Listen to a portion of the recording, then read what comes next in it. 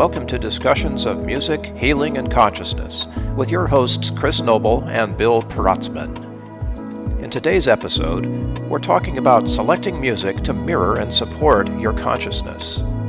We deconstruct a personal experience of anger to show how music was the catalyst for and gateway to the positive power in that emotion, an alchemy that anyone with intention can learn and practice with music you love.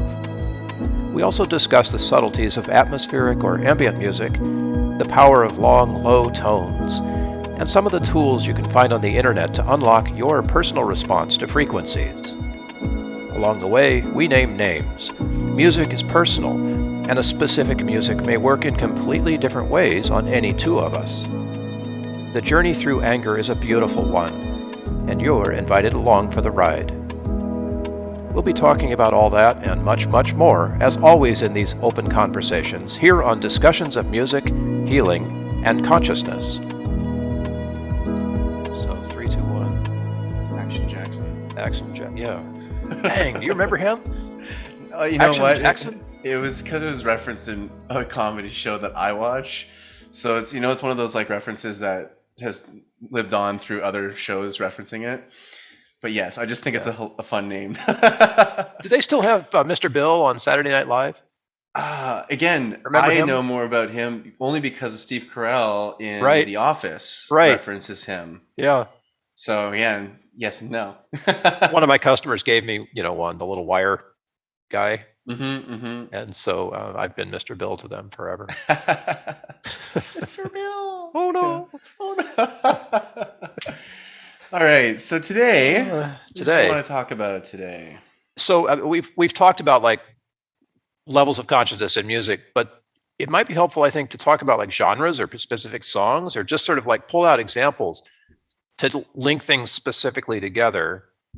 So, when we talk about levels of consciousness, anger, fear, rage, enlightenment, peace, courage, love, it can sort of help tie that together with music that we hear all the time and figure out from that whether you're listening to something that is aligned with your level of consciousness, different than your level of consciousness, maybe inviting you to a different level of consciousness. And that could be non-judgmentally. It could be what we like to think of as good, or it could be what we like to think of as bad. Because, there are times we need to invite ourselves to anger. Absolutely. About things, and in times we need to invite ourselves to love, obviously, and joy. So how about that? We talk about that and pull up some examples. We can name them. We don't have to play them, but we can name them and just see how it goes. I mean, I love that. Interesting idea.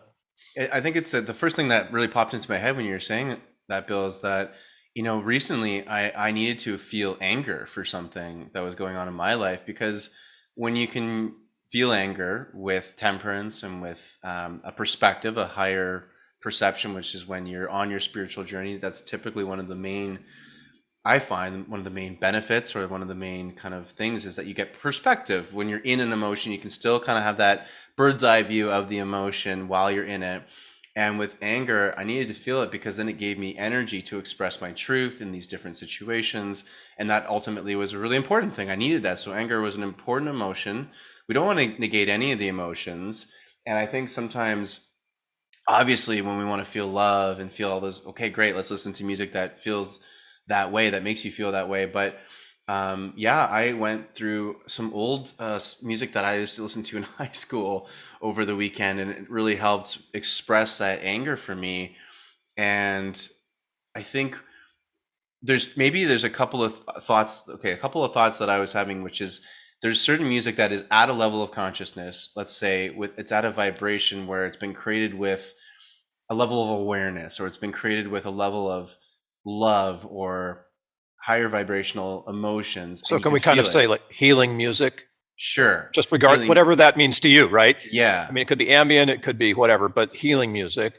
Yeah. And it's maybe like I've been listening to some like healing music with like really empowering lyrics, and the frequencies are all really high vibrational and all these kind of things. Yeah, that's great. But I experienced a lot of benefits this last weekend listening to maybe slightly lower levels of consciousness music, but they really helped me express my anger. And so I think there's sort of two things. Is what is the level of consciousness behind the music, and then what do you need from a level of consciousness with that music. And not all the time is the healing music what you need in that situation. If that does that make any sense? No, That's it kind of does. okay. And it also makes sense to me because, obviously lyrics can be pretty literal, and you can get the lyrics in one way, and sometimes they're metaphorical and there's a meaning behind them. But obviously, if you just heard music without lyrics, it might have two different kinds of effects on two different kinds of people, just based on where they are, for no reason other than we're different. We're all different like that. But so, do you want to name some names? I mean, what did you listen to that sort of helped you unpack your anger in a useful way? Yeah. So I was listening to, what was I listening to over the weekend? One of the bands I loved in high school is Muse. Really pretty heavy rock, three-piece band. Okay. That had that aggression, had that that real drive, and really like some really heavy distorted guitar and bass, and like just smashing on the love drum that. kit. Yeah. Love that too. Funny enough, lyrically, a lot of the songs are actually about extraterrestrials, aliens, and conspiracies, and kind of like pretty higher conceptual things. So I was kind of noticing that. I thought that was interesting, but I was really more or less listening to it for the aggression that it brought out. I really, really enjoyed that. And then I was feeling very teenage angsty, and I needed to hear a band called My Chemical Romance. And some of their hits, like The Black Parade and Ghost of You, and these songs that just have, they're like, it's emo, yeah, it's very, over the top. And I'm like, I want over the top right now. I really wanted my over dramatic, emotional teenager to just come out. So that was a great two really like sort of heavier rock bands that I really enjoyed getting that aggression out. That works for me. Indie rock is great for that. Like, if I can't get to Metallica or anything else, my favorite go-to for a while was a band called Stolen Babies.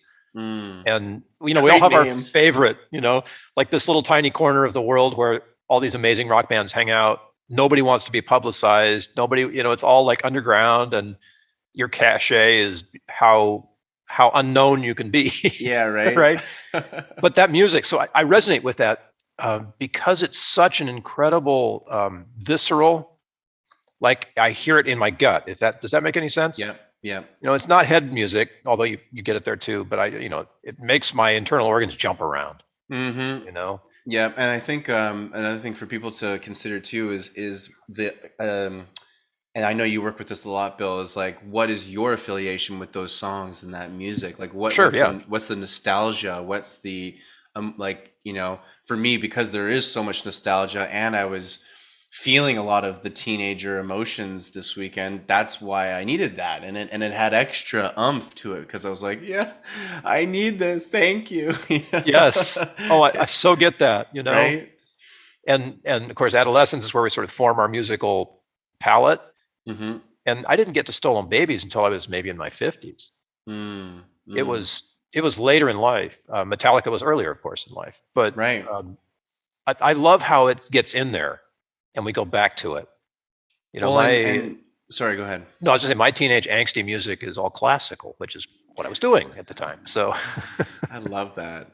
I mean, there's some some Vivaldi, like in the Four Seasons, some of the winter and fall pieces can get really dark and really like gritty, and you're like, oh, it's really, really Can you imagine like Vivaldi coming up with that, and all of his sort of straight-laced Mozart happy people around at the time hearing this, and they're going, whoa. I mean, that would have been earth-shaking. Oh man, it still is, like, especially when Max Richter recomposed Vivaldi's Four Seasons. And I love that album so much, because that's an incredible album. We should post it in the show notes somewhere. It's so good for those listening. I mean, just the Four Seasons in general is spectacular, but Max Richter really brought it into a modern era with his recomposition, and I just brilliantly put it together. It's incredible. And it's just insane. I mean, it's still used quite a lot. I know the show Chef's Table has Vivaldi's music all over the theme and throughout the show, and it's timeless. It's really timeless. Timeless stuff.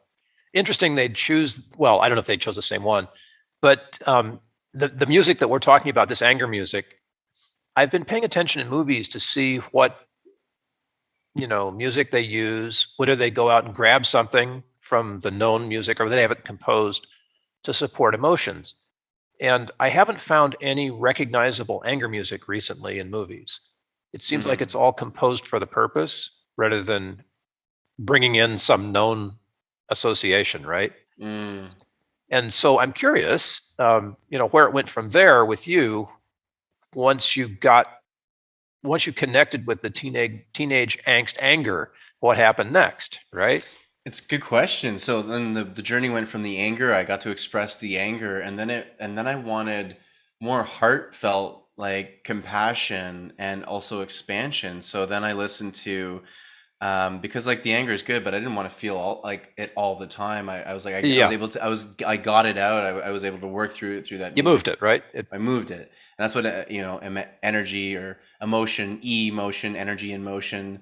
That's what I was just telling some of my friends too. When you're experiencing emotions of any kind that you want to, let's say, get rid of, and you don't want to get rid of emotions, but you want to work through them and have them pass through you. So now, after I had felt it pass through me, I really wanted then to feel, I just wanted to kind of get back into some compassion and feeling in my heart space. And, but I was still in this nostalgia mode of high school. So I put on a band called Switchfoot, and they're actually from right here, man, San Diego. I know. Surf band. And I really loved them in high school. And actually only recently, or not recently, but it was like later on in high school, I found out they're technically like Christian rock. Yeah, kind of. Exactly.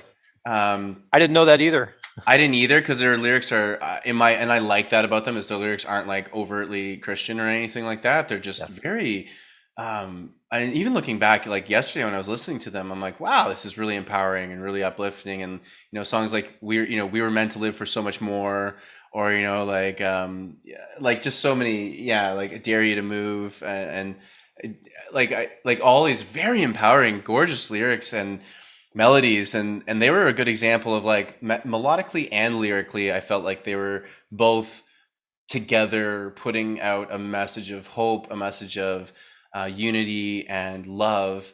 And sometimes you don't have that, like, we were talking before we started recording about the genres like country, right, or blues, where where it's more than one emotion at the same time. It kind of contrasts. It's almost like some cool polarity where it's like country's really happy-go-lucky melodically, but then the lyrics you listen to, you're like, oh my God, this is so depressing. Yeah. And that's fine. That's not a bad or a good thing, but it just is. Where so Switchfoot, let's call it, like kind of uplifting, euphoric rock, bass, indie rock or whatever. Yeah. Like I basically was just on a rampage of listening to two of my favorite albums of theirs, and that's what got me through into a really great, beautiful heart space. But that was that journey. So do you think it'd been different if you'd just immediately put on Switchfoot and not gone through Muse first?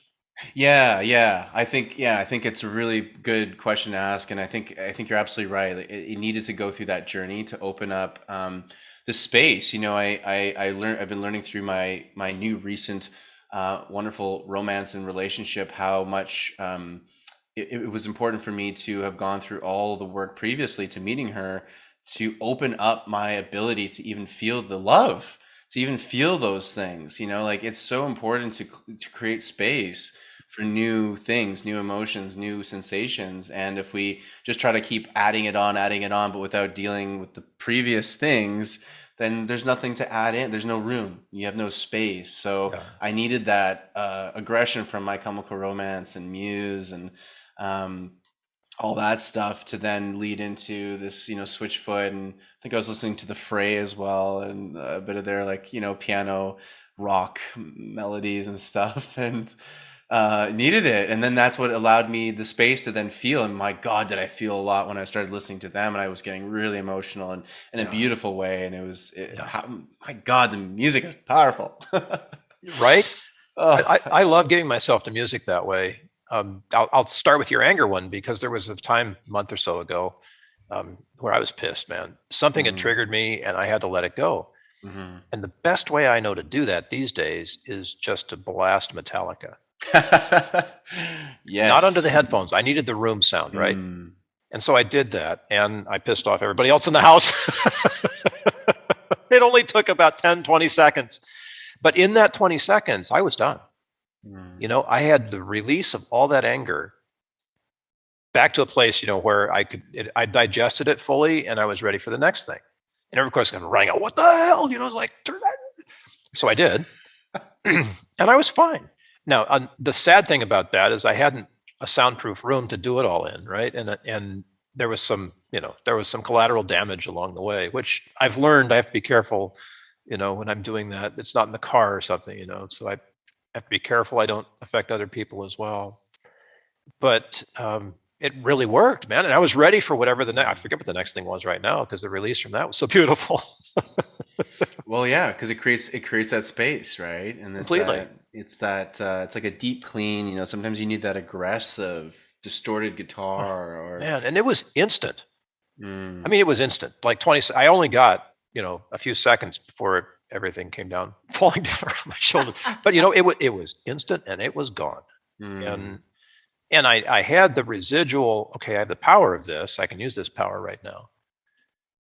But instead of hurting things, breaking people, or breaking things, hurting people, which one is it?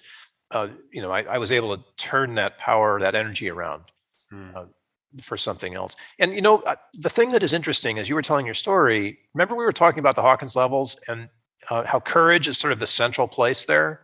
Mm-hmm. And you were in this place where you intentionally took a dive into the anger, and that just empowered your courage, because that move itself is a courageous move. Instead of being angry, you were angry. That's terrible use of English language, but I can't really find it. You know, you allowed it to be with you instead of you being it. It was with you, and then it left. But it left you with power. So there's a courageous move, you know, to do that rather than going right to Switchfoot, which is sort of a wimpy move in my book. You know, I think, you know, guys were told, face it, you know, stand up for yourself, face the whole thing, you know, and it's not just guys, anybody could do this. But I think it's so incredibly powerful that you chose to listen to angry music there to you know, take the edge off of what is otherwise amazing energy.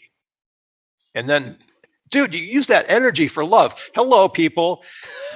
Let's get down to this. So anger and love chemically are pretty much the same thing. They tell us, neuroscientists tell us. So, and there it is in black and white in your own life. You did it. You found the energy in love. That's a really, really awesome way of tying that all together, because I hadn't consciously thought about it that way, but you're absolutely right. You know, I think that's another thing, is that we don't have to get so scared about all these other quote unquote negative emotions. I find a big thing. I mean, I'm pretty embedded now in the spiritual community, you know, the yogi community, these communities of, you know, people that are all on their spiritual journey. And what that really means is, like, they're on a path of awakening. They're just trying to find who they are and what on earth reality really is, and how can we healthfully navigate it. That's really all spiritual journey is, I think, in a general sense. But these communities sometimes, or actually frequently, can be very judgmental when you experience these quote unquote negative emotions, like anger, like jealousy. Like you could rage. get tossed out.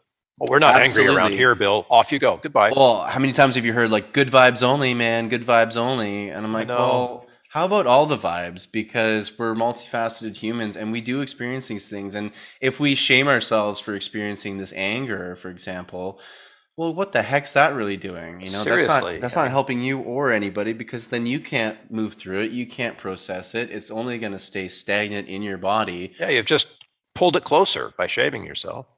Yeah, and you've added in more negative emotions. And you've thrown in shame. Yeah, then you've got that. Now you've got to find music for shame and anger. Yeah, now you've just added more work to your workload, right? So instead, it's like, just honor how you feel. And that's really that's been a big journey for me recently, is just to be really, really okay with everything, all of the emotions, and that they're all fun, they're all okay.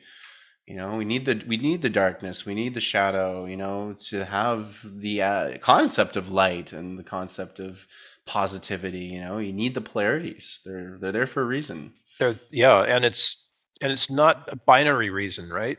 Because we can feel, like, emotions, you can feel more than two things at once. I don't know how many things you can feel at once. I mean, a lot, right? So we have this capability in our systems to experience all the feels, sometimes simultaneously. You're laughing and crying at the same time, Oh my God, and that was fear, my weekend. anger and love, right? It's like that. And so why not? And I suspect that a lot of the gosh, I hate to use a judgmental word, but I'm going to say a lot of the fear that we have of negative emotions is because we don't understand them. Yes. We're ignorant of so much of this. We've decided that no, we're all happy people, and we don't experience sadness or fear or anger. Or I'm a failure in a spiritual sense if I do experience that. Yes, I'm a failure if I do. So we introduce the judgment, but emotions are just like guardrails. They're just keeping us in the lane. And if you see them for what they are, chemical responses in the body, instead of allowing it to spin to the next thing, is oh my gosh, I'm afraid of being afraid, or anxiety, a fear of the future, and so if you keep it at the level of just basic experience, I'm angry right now. That's so much easier to deal with, and it doesn't require judgment. You just go, okay, accept anger. Yeah, I'm pissed off, and now I'm not. And allow them, like a pinball machine or something, to just ring the bells, but it's all moving in the same direction. And they all carry information, the anger. Dude, yeah. The anger for me was like, well, why am I angry? And I got to go into that, and I realized all these really important things I needed to know and I needed to come to terms with. They really helped with my business and my career things going on, and the positive outcome was so great, even though the feelings were like, oh my God, I'm so pissed. This is really triggering the crap out of me right now. And I'm reliving so many old things in my past that didn't work out for these reasons and all that stuff. But the difference then is that I really was like, I have to speak my truth. I have to speak my truth. I have to, be like, I have to stick up for myself, like you were mentioning. And the anger, but also then balanced with, again, when you have that higher perception, to be like, okay, well, I'm not going to communicate with these people while I'm in the midst of that anger, because that will not help anybody. A good choice. Yes. A very good choice. So you got to still use your discernment, but the anger allowed the thoughts to then settle, and I could realize why I was angry. I realized what I needed to do in this particular situation. And then I realized, how important it was that I felt the anger, because if the anger wasn't there, I wouldn't have had any of these realizations to the situation that now is beautiful because of the anger. So thank you, anger. Thank you, negative emotions, because they're just as, if not even sometimes more illuminating to parts of ourselves, and because they're so loud and they're so unavoidable. But if you take it in your music lab, everything's under control there. You're not actually doing anything except just putting on the headphones or whatever, listening and being with it. And all of the rest of it unfolds. You get the mental awareness. It's like, oh yeah, I understand now. And of course the emotional thing comes and it feels really full, and then it goes. And the physical, man, I get tense. All that anger stuff that just makes me, feel the tension, raises my blood pressure and heart rate, and makes me breathe heavy and stuff like that. And but the beautiful thing is the spiritual awareness, right? And it's all contained in that same process. Provide whatever your practice is. I mean, if you practice meditation, great. If music, whatever the practice is. But in the music lab, we know music works all four ways, so that whole thing just comes as part of it. And even the spiritual aspects of angry music are there to lift us up. I chose Stolen Babies on purpose because it's the most spiritual band I think I've ever met. Oh, really? Yeah. And their expression of what they do is the style of their music, but there's a spiritual intention behind all of it. And I feel like that's probably true even for Metallica, whatever, pick a band. It's hard to be in music without having some otherness, about it. But when it's conscious and intentional, so yeah, all of that's happening in the music, and it's just such a wonderful place to be. I mean, anger management, Jesus, people. I mean, sorry, hello, if I've offended anyone, but anger management? What about anger acceptance? Yeah. Just in a way that doesn't, that doesn't hurt other people while you're processing it. Whatever that practice is, whatever that process practice. And I love music. Of course, you love music too. And your tale of the weekend is exactly that kind of tale of like, here's one more way that music, probably kicked you up a few notches in your dealings with the exterior world. Big time. And on another note too, it's like we were talking about Max Richter and Vivaldi and Mm-hmm. his music, especially Max Richter, his own compositions. I have found really amazing, and even recently, I've there's been moments where I've felt profound sadness, and in that moment, I'm like, I want to feel the full sadness right now, and I'm in a good place. I was alone. I was able to be like, okay, I can really like let this out. I should let this out because that's what it needs to be. That's what it needs to do. Like these emotions, none of them want to be stuck in our bodies, you Yeah. know? And so I put on Max Richter's Blue Notebook album, and that's, oh man, most of the songs on that are just steeped in heavy emotion, and it's just gorgeous. But I mean, for me, it's extremely melancholy and quite evocative, and definitely there's a sadness to it. But I love it. I love it. And in anyway, so a couple of songs in particular, "The Nature of Daylight." One of them is a classic. A lot of movies have used that song. But anyway, put that on and just released, just felt everything I needed to feel.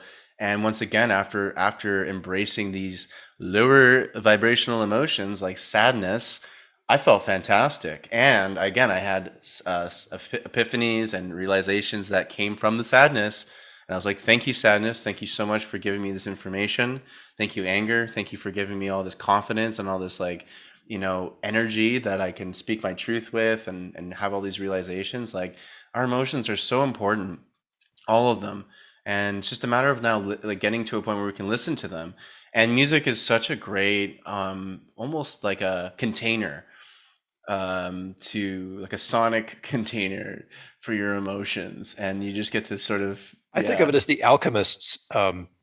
What do they call those things? Oh, The like a cauldron or Yeah, like the a cauldron. It was something that they would melt coal in, try to turn it to gold. But I think of it like that. Like I'm mm, dropping in um, all these emotions into the music cauldron, yeah, like making a and they potion. yeah, and they come out transformed. I love that.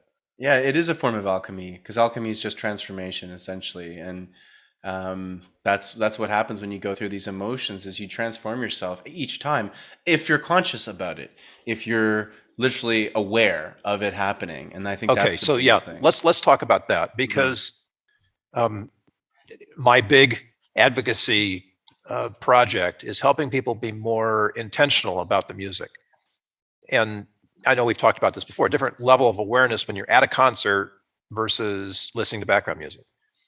So talk for just a minute about your experience here of how did you bring your intention and awareness to the table in a way that would be different than just listening to the same songs at some other time. Yeah. So, and I've learned a lot of actually like through you, Bill, and like, how we talk about this because I know this is what you do with your clients, and it's brilliant because now I'm more consciously aware. Like I was definitely consciously aware of music and how it affected me, and I used it as a tool, but not to the extent since we met and we connected. So now that I've got that more, yeah, like it's a really like a tool. So for example, the weekend I was feeling very angry, so I consciously looked at the situation and went, okay. Um, this anger's clearly here for a very important reason. I'm already starting to understand why it's here, but I need to feel the fullest extent of it. And I'm sure there's many other things I could do to get that feeling, but I know me and I know music is like emotionally, we all know, like, try watching a movie scene without the score behind it, and the emotion just isn't there nearly to the same extent. So music is like probably the quickest, most visceral way to feel emotion, and so let's use that as the tool. And so that's what I went into it consciously being like, I need to feel this anger. What music can I pair with this emotion to allow me to fully feel it so I can fully express it rather than I want to listen to music to shift and change out of this. I'll just listen to happy music even though I'm really angry. I'm like, no, that's not going to work. I need to feel the anger. So the conscious decision was I want to feel what I'm feeling to its fullest extent. So I'll pair particular music with that to fully feel that. I think that Yeah, was yeah. the intention. Yeah. So you're just sitting there with the headphones making it happen, or So I played it through speakers, much like yourself with the Metallica yeah. situation. Like I need to feel it in my body. So I was blasting it through my speakers and just feeling it. Sometimes for me, I'll actually get on the piano and play to that music, so Hmm. I can sing. So like singing the same, like singing the lyrics, singing the songs, for me brings me to a whole other level, and like I can feel it in my comes from my chest, and then it comes up to my throat, and I'm like, oh, I can feel it like moving through my body more when I sing and play. But for those listening, I mean, yeah, even just listening through speakers or through headphones, like whatever you got to do, or go for a walk outside and put the headphones on and walk around the block and have that movement, that physical movement with the music blasting in your ears. I love that you were That, singing yeah. along. I've done that too, like spontaneously in the car when nobody can hear, Mm-hmm. right? So Mm-hmm.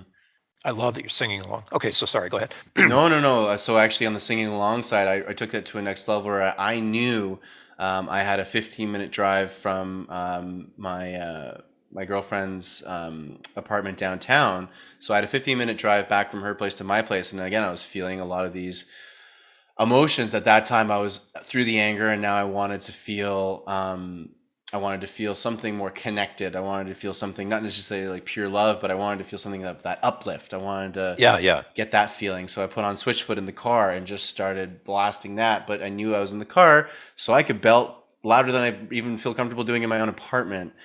And again, for those listening, like we all like, there's all these little opportunities we have to really let loose, and we need to take advantage of those, because it's actually really hard, especially if you've got a family you're living at home with and you got noise complaint issues. I got neighbors that, Guilty. right? Well, same here, and I don't live with people, but I basically do in an apartment building, and it's the same thing. If I'm screaming at the top of my lungs, I mean, the cops might get called. I don't know, right? So Yeah. you got to pick your environments carefully, and make time and energy for that. I have one day a week now where I go out on a Thursday to a beach that's pretty much private beach, and no one's usually ever there. And I just like, I'll do my polar dip, do some breath work, but I always let out like massive screams and yells, and just Yeah. like just like viscerally letting it out, because we need to. It's so important. We keep so much stuff in, because it's not appropriate or whatever. And I'm like, okay, like I get it. We have realities we got to be aware of. But if you can find that time and space, even for a minute, for 20 seconds, like you did, Yeah. like, you felt the difference that made. It was Yeah. huge. Yeah. Exactly. That I like the full immersion idea, because you're going to get a benefit if it's in the background. But like what Chris is doing here, people, is turning it up and making himself present in it. Yeah. And that was what it was like for me too with Metallica. It's like I didn't have much time, but I was fully there. Like every other stimulus and need was shut out for those few moments that I was able to grab some music, and it changed everything.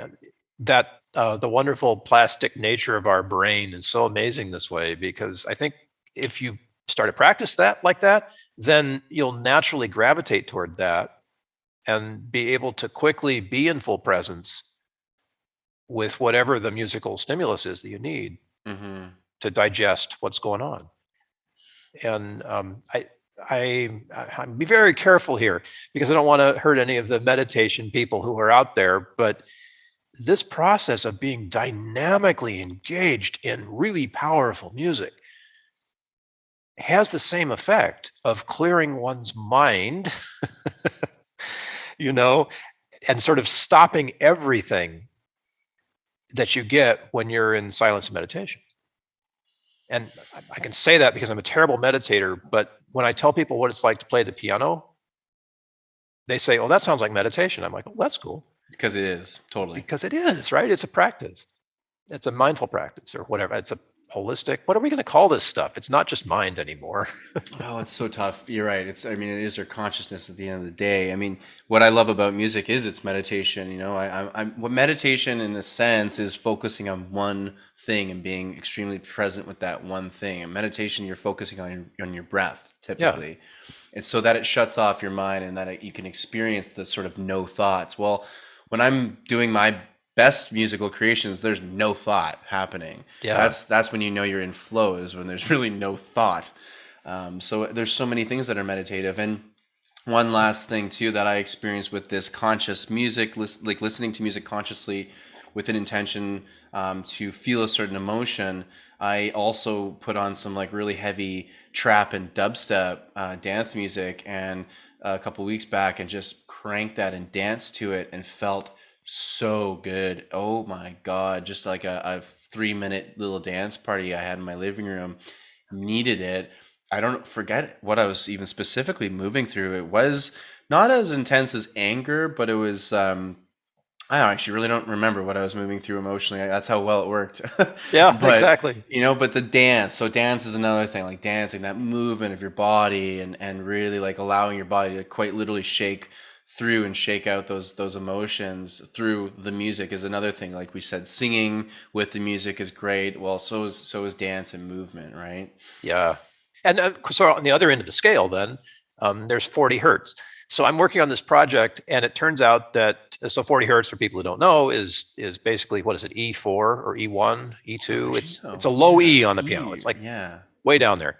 It's got to be E1 or 2. Hmm. But it's also this amazing thing for mental regeneration, I guess, maybe. Basically, yeah. So I know this now, thanks to Chris. I know what 40 hertz is all about and how it works. And I'm choosing in this project to enter a 40 hertz zone, like at an intentional moment that I only know, you know, to offer this long, low note. And that's an entirely different kind of emotional journey, where you're just in one place, like singing the Om. It doesn't matter what pitch you choose. But that kind of a long, slow thing. When my daughter was young, she played the trumpet, and we got to hear Wynton Marsalis in a concert. And we got backstage, and the whole family was there. Like, he doesn't travel anywhere in LA, I guess, without his family, and they were all there, and it was amazing. I wish I had time. But my daughter said, "So, is there anything I should be concentrating on?" He said, "Yes, long, low tones." And that's really hard to do on a brass instrument. I actually played a tuba, I suppose, but even tubas have low notes. But that relaxation that you have to feel, where your your embouchure is just sort of relaxed to be able to get the lowest possible note and sustain that note for a long time. I'm not a brass player, but I played woodwind, so I get some idea of how that works. Is the 40 hertz practice, to call it a thing, the long, low note. And what you do in that place is this sort of there's a focus to it, but it's almost that meditation thing again, where you're just in this place of maintaining your breath at a low, steady rate, and maintaining whatever you do with your mouth to make the sound happen, low, steady rate. And you're listening, and the tone is to make the tone clear and on pitch, all times hard. You could try just singing your lowest possible note, probably have the same effect. But I know all of that, like, intellectually. But I'm really curious what that's going to do. What emotion aligns with that? Like what physical state, of which of course is not movement, but it's something. There's an intentional physical state. It's not completely flopped on the floor, right? There's some mental thing. So I've gotten really curious about what those kinds of ambient maybe sounds do with us, and how to find the emotion that's in that. Ambience, like I love ambient music because it creates space. I think ambient music's really Oh, great maybe at that's the answer. like it creates like ambience is more. This is just my interpretation of it, but I find with ambient music, it's so good for. It's almost like it's a really generic form because it creates so much space for anything like anger, happiness, joy, whatever you really want. It can usually exist in that space of ambience because there's so little being told to us of how to feel and how to react. Whereas like, I'm listening to My Chemical Romance, that's extremely specific. There's some definition there. There's a lot of definition there. There's or even Switchfoot or Coldplay or Frank Sinatra or whatever. Like literally, those are very specific kinds of music, right? A song in general is a pretty specific musical idea. Ambient music is, although it certainly can range in styles and sounds, the kind of beauty of ambient music is that it is really open to interpretation and therefore also very easy to kind of just have it on and then feel all the things you need to feel in that space. And it kind of creates like a much larger container to kind of hold all these different things.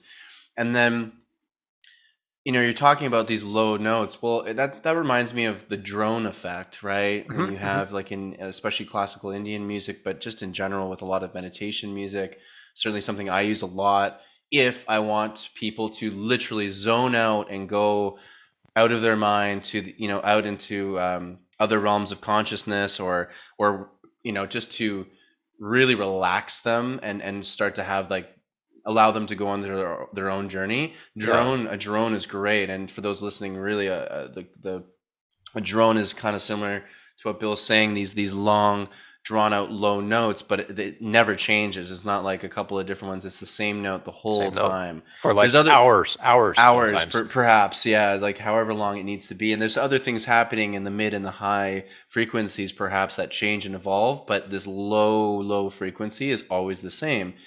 And that I find is great for kind of getting into a mesmerizing, almost like a sort of vortex kind of energy where you allow yourself to go elsewhere with your consciousness. And then the last thing of what you're saying that I thought was really interesting is also the 40 hertz specifically.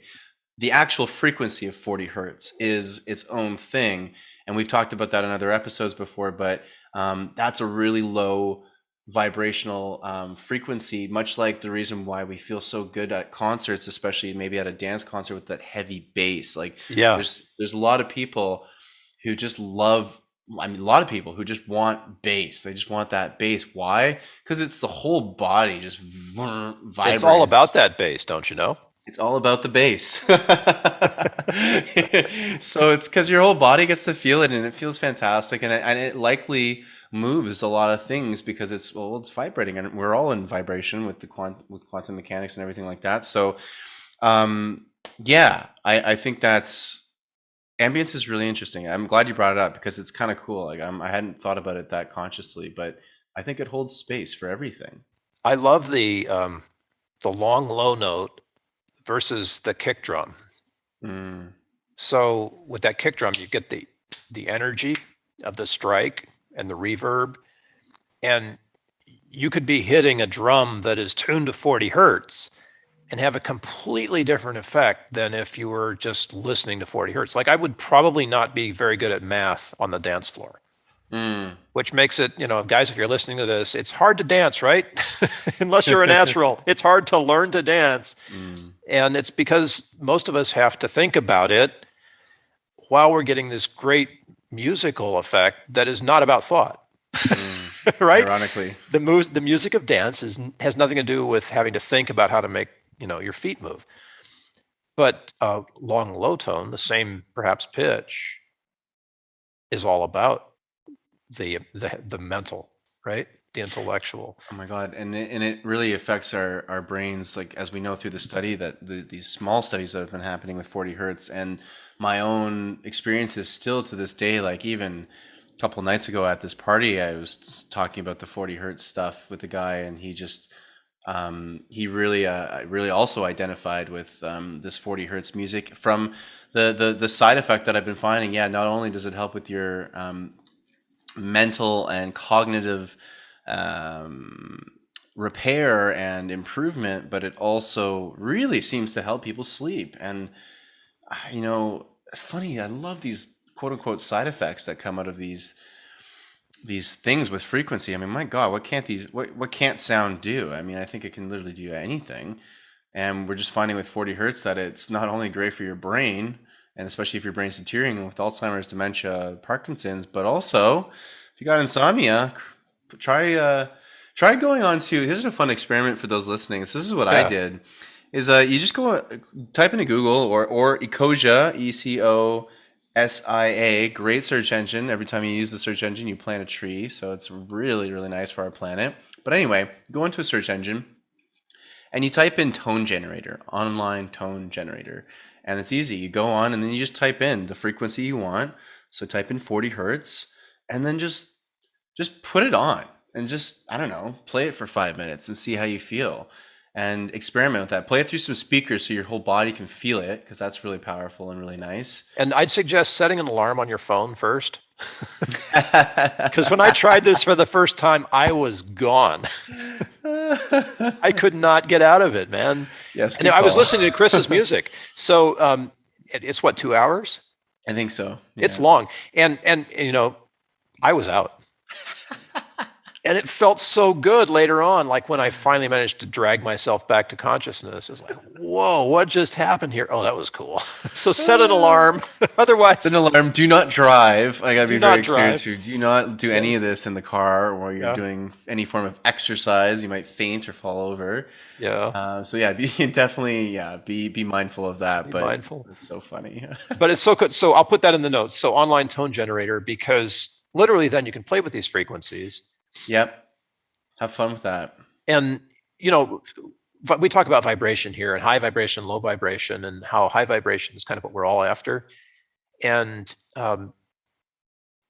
that's cool. But musically, it's not the same thing. So vibration in music means something different. And when we're talking about tone generators and levels of hertz and things like that, that is actually a musical use of the word vibration Yep. versus a consciousness kind of use of the word vibration.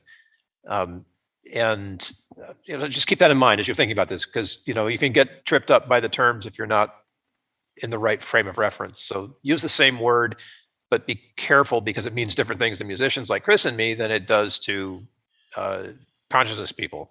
Yeah, really good point. And that's so true. Like the David Hawkins levels of consciousness map that Oh yeah, yeah, a lot of people are familiar with. It has a number that says like this is the not the frequency, but it is this the level of vibration or yeah, the like a arbitrary assignment. yeah, and it has a number, and they're correlating it to the emotion. But just keep in mind that that is not the frequency hertz that we use in actual music or a lot of other scientific, well, anything in science. If they're talking about frequency, it's going to be measured in hertz. Yeah, And so when we're yeah, talking about 40 hertz, that's what we're talking about, the actual frequency. Yeah, that tripped me up too when I first went down that avenue. So it's a good thing to let people know about. yeah. I mean, it's consciousness is hard anyway because we don't really know what it is. So we Exactly. talk around the outside of it, hoping that all of our metaphors will work in some crazy way. And maybe, there will be some correlation between consciousness and frequency at some point. Oh, You I'm sure know. there will be. I mean, the even here in Vancouver, there, at the University of British Columbia, there's a whole consciousness branch of the science department that there's actually like they're going into the study of consciousness and finding all these different ways to measure it essentially as science does so well.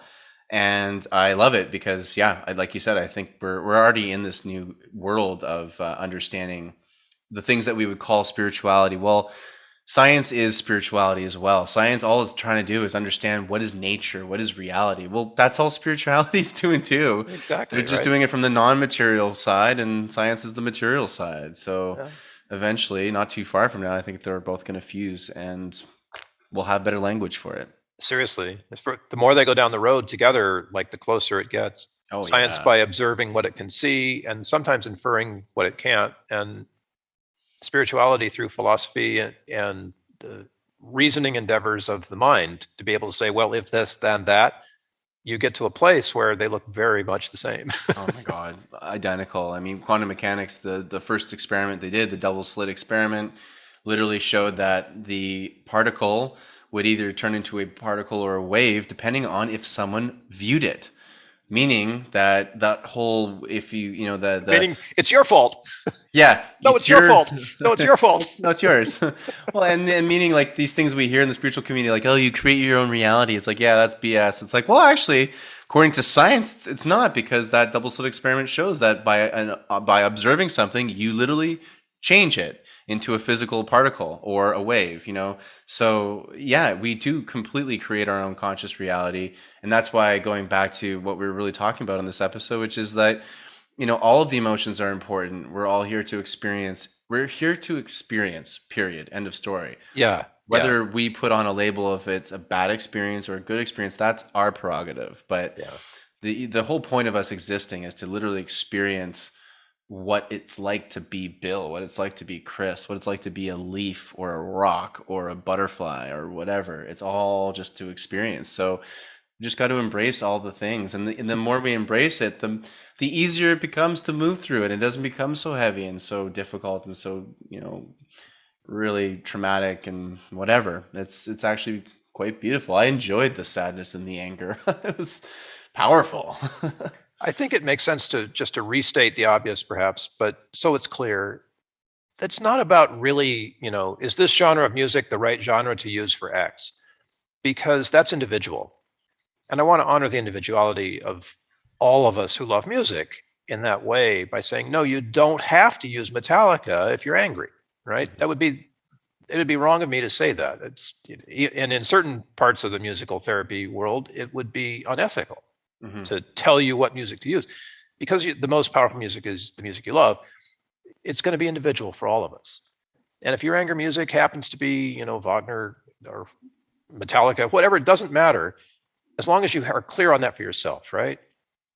And, I've had people that I've tried to explain this to say things like, so what's your happy music? And the woman said, well, Amazing Grace. I said, well, that's cool. What's your sad music? Amazing Grace. and yeah. At the time I was like, well, that's weird. But if that's the case, then cool. If the same music speaks to you in two different ways, who am I to say that's not right, right? Maybe that's an individual experience that is equally valid as me getting into Metallica, And I can't judge that. There's just no way to judge that.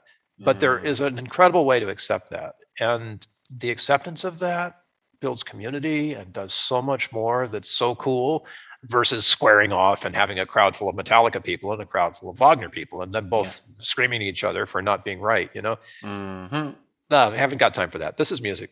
So whatever does it for you, right, is what does it for you. And just find that, man, and use it. Yeah, it's a beautiful free tool that we all have, and I think we need it. Like we're in these crazy, confusing times, and to just fall back into a place of like, I'm just going to honor, like, the best thing we can do for all the craziness, chaos happening on this planet is to look after ourselves, is to really just put that extra time and effort into healing ourselves and to allowing ourselves to feel all the things we want. I have so many friends who are like, oh my God, like, I just wish there was more I could do. I'm like, you do you. That's the best thing you could possibly do. If we all raise our consciousness together, this entire planet will change overnight. All the crap that we want to change, it will. But we just need to change ourselves first.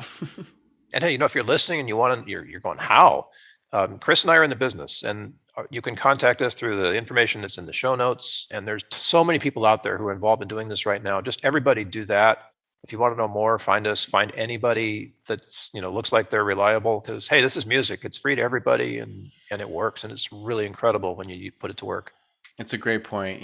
Reach out to Bill or myself, book a call with us. We'd love to talk to you about it, or look on your own, for example, social media feed and see what other people that you really, really resonate with, that you really enjoy what they're offering. It makes you feel like, okay, I'm understanding more of me now.